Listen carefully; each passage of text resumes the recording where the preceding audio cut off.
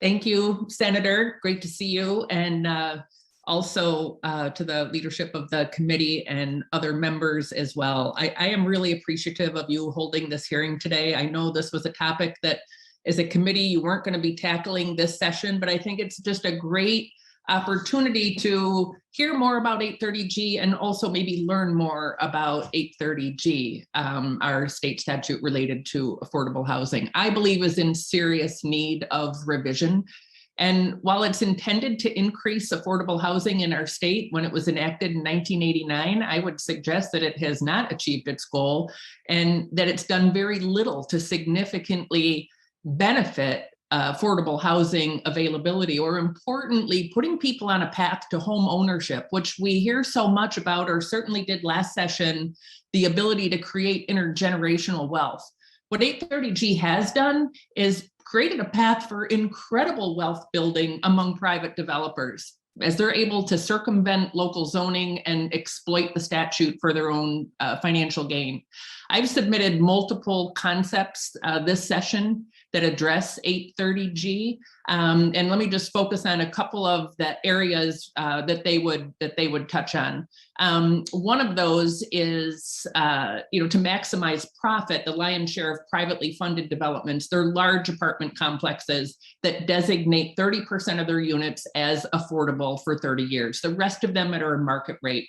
So it becomes virtually impossible for communities to be able to reach that threshold as they continue to increase the density based on the added market rate units. So one of the ideas is to either lower that threshold, or perhaps we also have developers, if they're so intent on increasing affordable housing, that perhaps it should be a higher threshold than 30% of their units, which might also shed some light on the profit motivation of them, being involved.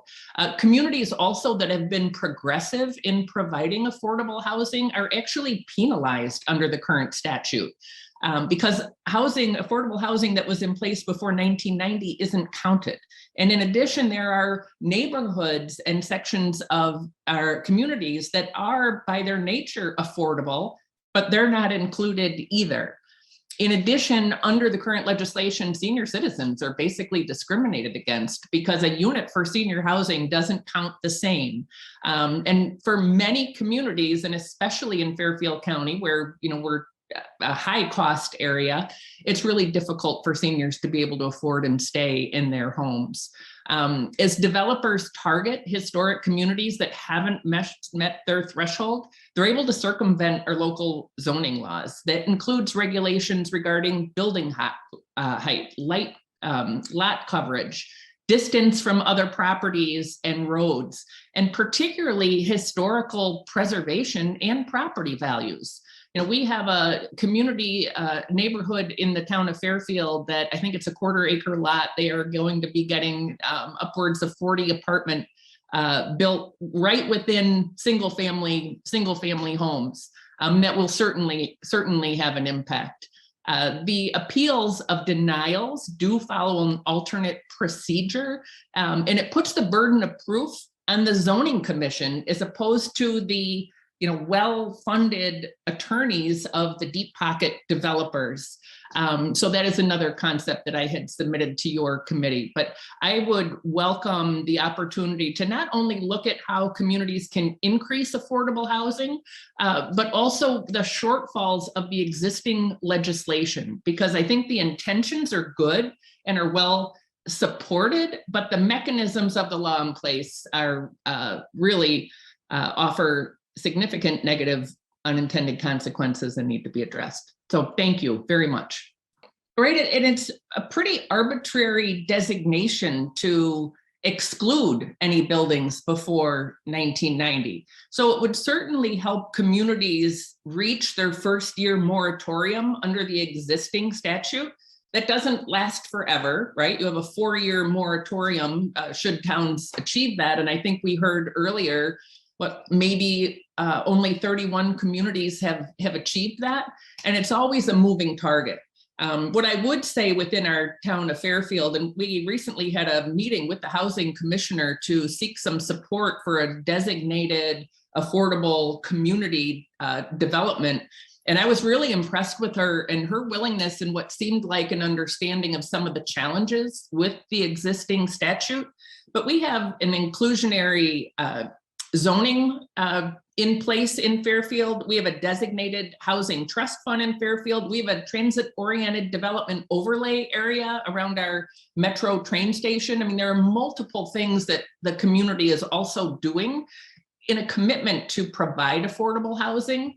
But it is always, you know, the developers that come in, and I would encourage the committee leadership, go take a field trip. I'm sure that all of my colleagues on both sides of the aisle, particularly in Fairfield County, would welcome you, and let us show you what is happening in our towns and what's being proposed in our towns. And I would think there's also just concern. I know there's, you know, in some of the other committees where zoning is talked about a lot, there's a real aversion to talking about character of towns. But in our historic communities, that's a real asset, not just locally to the people that live here, but to our state and in terms of economic development. So I would welcome, and I see some of my Fairfield County colleagues on the Zoom here, for you to come and see firsthand what is actually happening and being proposed.